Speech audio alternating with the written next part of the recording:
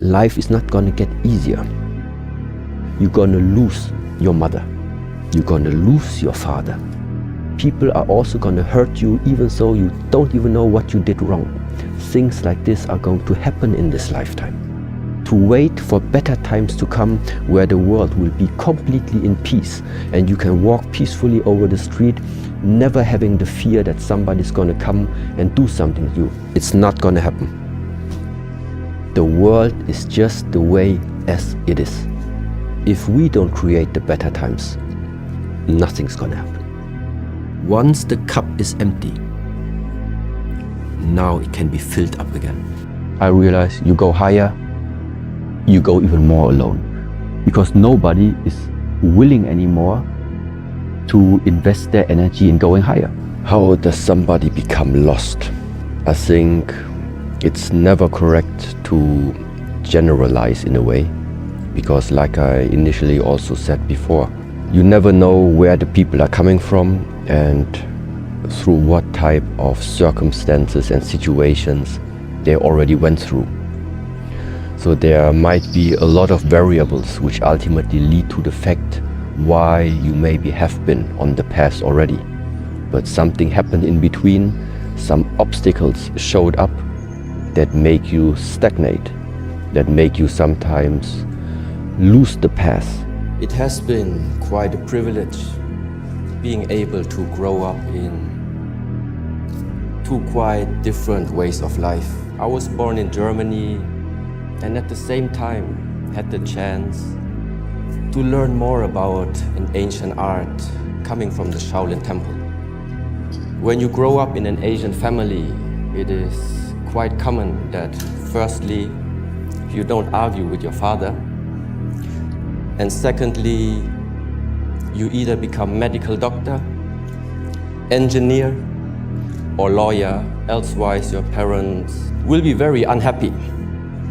So, having that said, I finished my academic education with 2 university degrees, MBA, and quite a collection of different certificates and diplomas. Everything that my parents thought be useful to have. But throughout this education, I felt something was missing because I was learning about many different aspects, how the plant is working, what an atom is made out of, how a political system is functioning, but somehow the subject was missing to learn something about myself. So with the age of 4, for the first time, I got introduced into the monastic practices. And I was very happy to find out that the main part of these practices were dealing with the exploration and the discovery of yourself. There was mental training, development of behavior, combined with the physical training. All aspects of what nowadays is known as Shaolin Kung Fu. Now, despite the wishes of my parents to somehow go out in the market and try to manage the world, I decided to continue this monastic life and start learning more about myself first. Now, in the preparation for this talk, I was asked to share a few words on what is important in this lifetime. And see, it's already challenging to put 3 decades into a single talk. But the picture I would like to show you summarizes very much what I consider as being valuable in this lifetime. There is something about sharing with others. There is something about connection. There is the training and development of yourself. It is to enjoy your time, even doing nothing. And one main aspect is to find a way and do the things you like to do. Now, when I received the invitation to have a talk at today's event, especially under the slogan, High, Higher, Highest, something very particular came up on my mind. And a master from the Shaolin Temple once told me a story that I would like to share with you. A man was living close to a mountain, and every day he was thinking, how would it be to climb that mountain, and what would I see on the peak? So finally the day came, and the man went on the journey. Arriving at the foot of the mountain, he met the first traveler. So he asked, how did you get up the mountain, and what did you see from the top? And so the traveler shared his path and also the view that he had. But then the man was thinking, the way that this traveler described to me sounds very exhausting. I need to find another way to climb. So he continued to walk on the foot of the mountain until he met the next traveler. So once again he asked, how did you climb up that mountain? And what did you see from the top? And so again the traveler shared his story. Still not being determined on which direction and which way to go, the man asked 30 more people, 30 more travelers. When he finished talking to all of them, he finally made up his mind. Now that so many people already shared with me their past and especially what they all saw from the top, I don't need to climb there anymore. It is very unfortunate this man never went on the journey. Now, to conclude this story, firstly, each individual needs to find the most suitable way to climb that mountain. But secondly, there is information possible to be shared with words. But it is impossible to share the experience of clarity when you are standing on that peak by yourself. To invest the right effort in climbing that peak is very much what all the Buddhist practices, the Shaolin training, or any spiritual practice is about. Clarity means you see more clear. When you see more clear, interrelations become more apparent. When you see more clear, there is no need to believe anyone or believe anything. Seeing clear means you can distinguish for yourself which is the proper direction to take and which decisions do I have to make in order to make my goals or aspirations start to shape. Now at today's talk, you will have the chance to become inspired by quite a lot of different travelers. But in this particular talk, I can't and I won't tell you which way to go. It's just that along your personal journey, you will encounter challenges. Those challenges will either prevent you or some of them even stop you from moving on and climbing that mountain. In the Shaolin Temple, we refer to them as the 5 hindrances. The 5 hindrances are describing different states of the mind. In those states of the mind, it becomes very hard to see clearly and therefore engage in the right decisions. The first hindrance is called sensual desire. Sensual desire arises in the moment when you are paying attention to something that is giving you a positive emotion. This positive emotion can originate from 5 gates of your body: seeing, hearing, smelling, tasting, or feeling. So in your mind, you climb up that mountain. After 1 mile of walking, you discover a beautiful restaurant surrounded by beautiful people. You smell delicious food and the great variety of beverages. When you follow that temptation, you have already lost your track. When this temptation becomes so strong that you don't want to leave that place anymore, then the sensual desire has turned into an obsession. In both cases, remaining at that place means you can't get clarity. The second hindrance, ill will, describes a state of the mind that arises from negative emotions. In that state of the mind, you have an aversion, a rejection, or simply a dislike against either an object, a situation, or can be even a person. To simplify, it means you are climbing the mountain and it starts to rain, but you don't like rain. You discover the roads are bumpy, but you don't like bumpy roads. In order to cross the river, you need to swim, but you don't like swimming. Whatever it is that you dislike, it won't make it a pleasant journey unless you learn to let go of this ill will. It's more likely even that you won't continue that journey. The third hindrance, originally translated as sloth and torpor. Sloth means it's the heaviness of the body. Torpor means it's the dullness of the mind.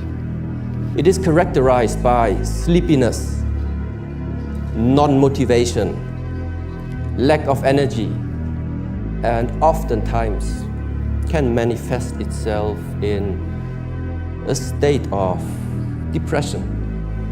Now, a simile used in Buddhism describes it as imprisonment.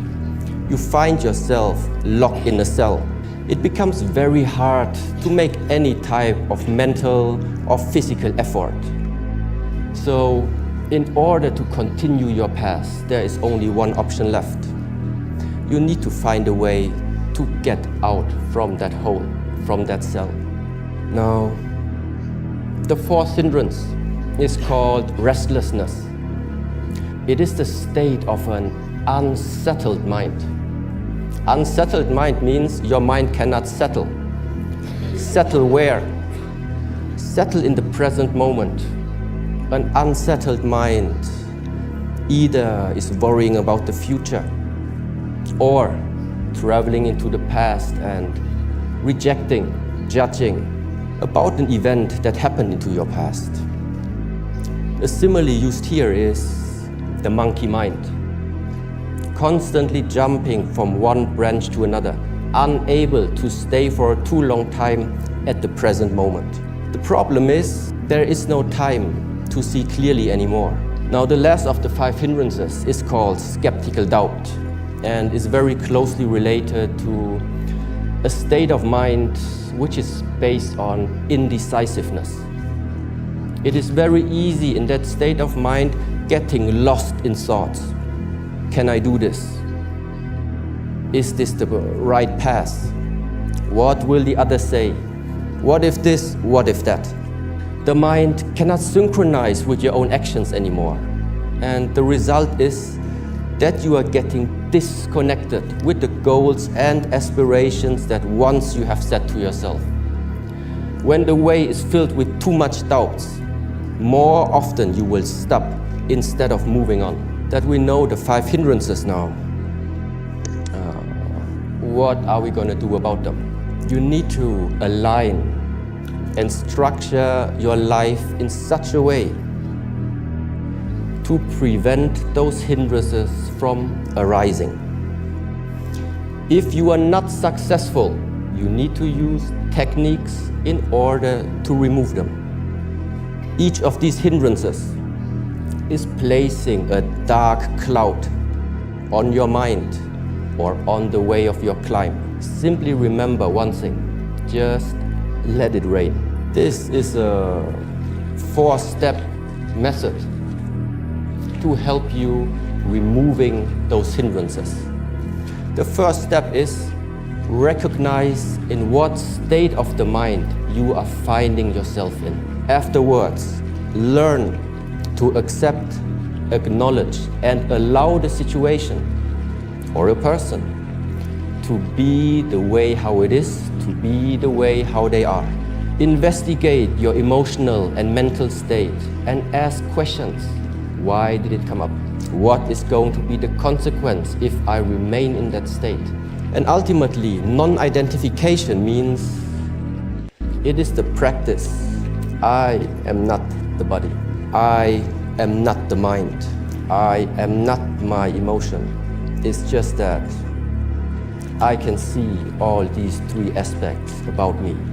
All of our lifetimes, all of our lives are too unique to copy the past from someone else. To bring meaning to your life, to bring value into your life, you need to learn and master yourself.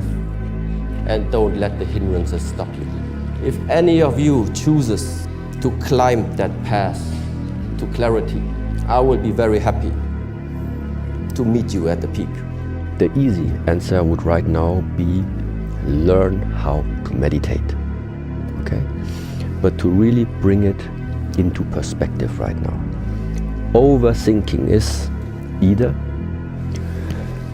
something inside of the mind is fluctuating all the time. There is too much input available and it's jumping from one to another. So in a way, there is that type of restlessness of the mind. It's continuously jumping, which means it's too much. So you're thinking about too many different things. This is one type of overthinking. Overthinking can also mean you only have one thing that is like keeping you busy, but you are turning it over and over again and never come to any type of conclusion. It's also a type of overthinking related to, let's say, one subject. So these are now simplified, the two problematic states. Problematic if you don't have the ability to switch it off if you want to switch it off. Yeah? If you have the ability to regulate this about yourself. So when you want to be focused, you can be focused. When you want to dream, you can dream. If you want to make your brainstorming, you can open up for brainstorming. If this is the range of adjustment you have about yourself, then it's not a problem. A problem is if you need to stay focused, but then you're shattered. These are the moments when it makes sense to learn methods, how to avoid that, or how to really focus when you need focus. Now, I wouldn't say that the right approach would be to state that focus is the only right way. No, we have focus in this life, which means there's a limited type of view you're putting yourself in, because this limited type of view it's the collection of awareness, it's the collection, the summary of intention into a specific spot that you want right now to make it grow faster or to develop faster. That's why we need focus.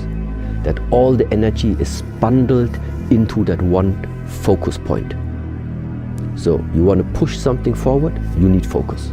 But how, amongst all this variety of options that we humans sometimes have, how do you know on what should I focus? Should I focus on the social media? Should I focus on my family? Should I focus on that business number one? Or should I focus on business number two? Should I focus on wife number one or wife number two? Yeah, there's so many different options. And therefore, what you need is overview sometimes about your life. Overview, the wide view, the wide angle is different than focus. The focus is, I only watch you. I'm focused. But the more I get into that limited view, the more I will forget about she's sitting there, there's your brother, there are your friends. So what needs to be learned and is able to be developed is you have both sometimes at the same time.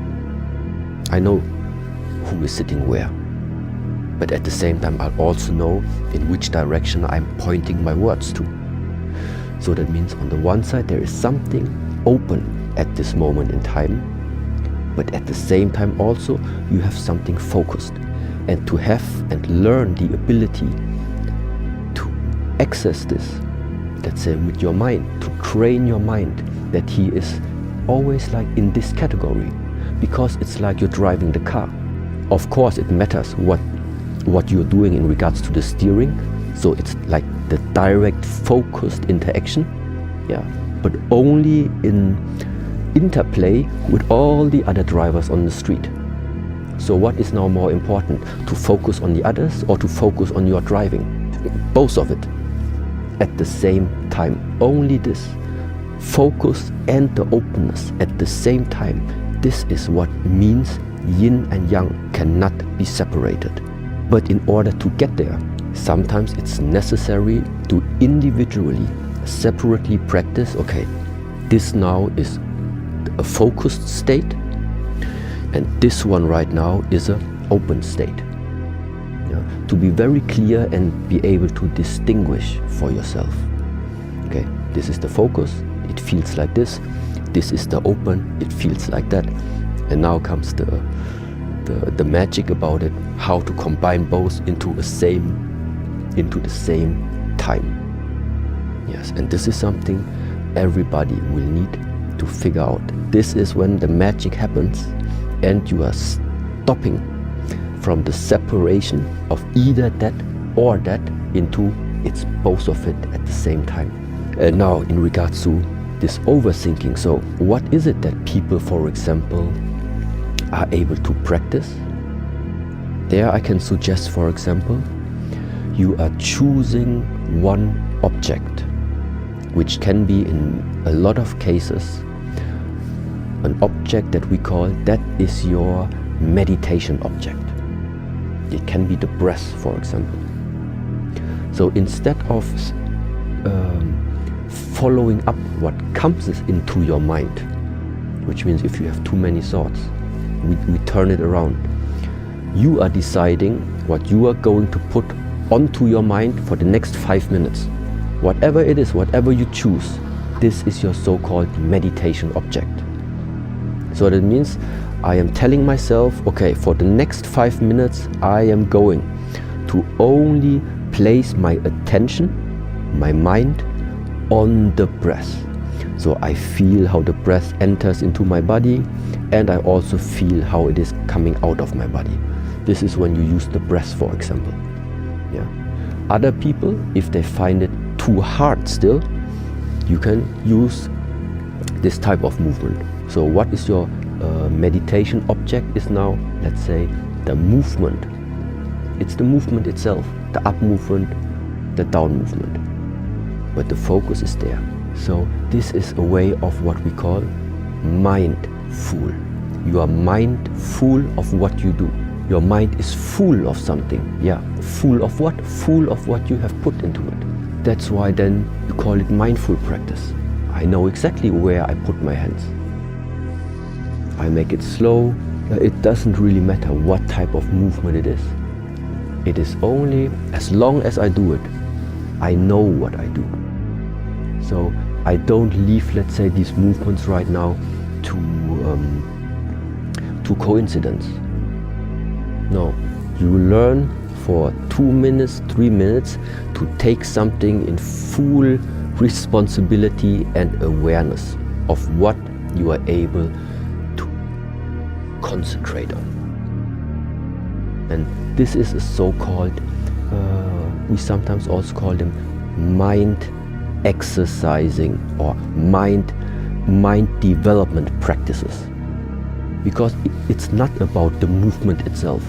To just do this movement, it's not going to bring you too much benefit, let's say, physically. Right now, not yet.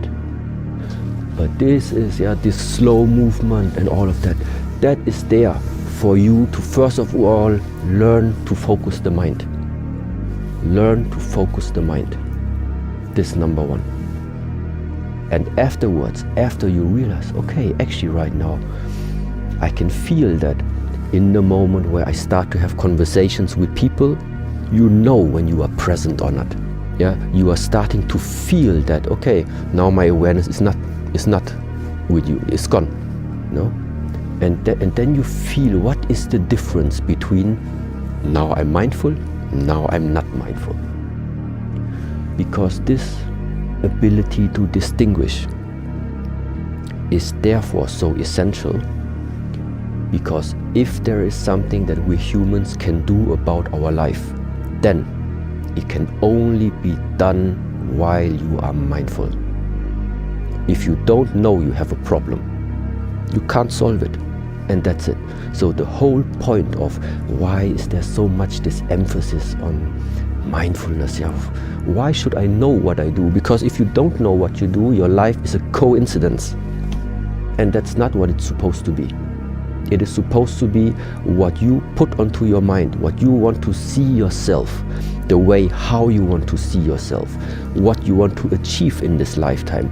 It should be possible, but only if with the allowance of what has been given into your own hands, if you also use this chance. And like I said in our in the first time that we were meeting, I strongly think and believe that we all have something that comes from us, that we have in our hands. And if that potential that we have in our hands is merged with our awareness and with our action, and then at the same time also is combined with the will of God, or the will of the destiny, or destiny itself, then it's going to happen. But if you put something onto the mind which is not in harmony with the will of the nature, with the will of God, with the destiny, you can try as much as you want. It's not going to happen. So, what is this discovery once again about? Discover your place in this hugeness and submit. But submit doesn't mean it's bad. It means that it's incredible that something like this exists. This is the submission. Submission, it's not in terms of you give up. No. It's not you give up life. No. You finally allow the fullness of life to flow through you. This is called submission. So you can always understand these wordings in different ways, but the one I'm talking about right now is allow life to run through you. You can express it in terms of what happens for a reason. Yeah? If something happens, and this is why it's so important, that acknowledgement. Because acknowledgement is the first step of understanding all of what we go through belongs to the process.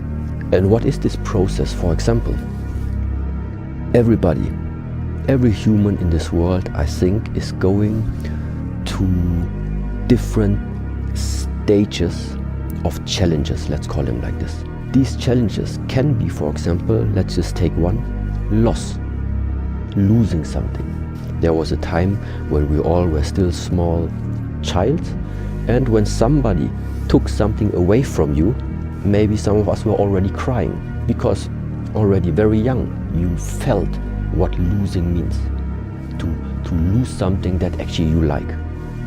Now then, teenager, 10 years later, somebody took again something away from you, same feeling. Nowadays, somebody takes something away that you strongly feel like it belongs to you, the same feeling comes up. So what I'm saying is, throughout all the decades, the feeling of loss, it's always the same.